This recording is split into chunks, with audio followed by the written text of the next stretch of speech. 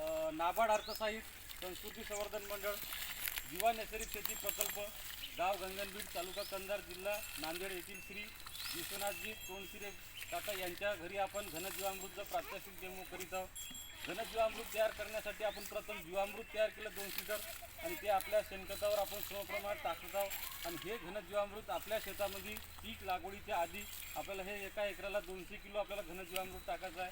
त्या दृष्टीने आज आपण घनजीवामृताचं प्रात्यक्षिक डेमो करीत आहोत. अशाच प्रकारे शेतकरी बांधवांना मी सांगू शकतो की शेणखत आपण सरळ डायरेक्ट शेतामध्ये न टाकता ते घनजीवामृत करून टाकायचं आहे. आणि आपलं शेणखत उन्हाळ्यात न टाकता जेव्हा मिरूक नक्षत्र लागते त्यावेळेस आपल्याला शेणखत टाकायचं आहे.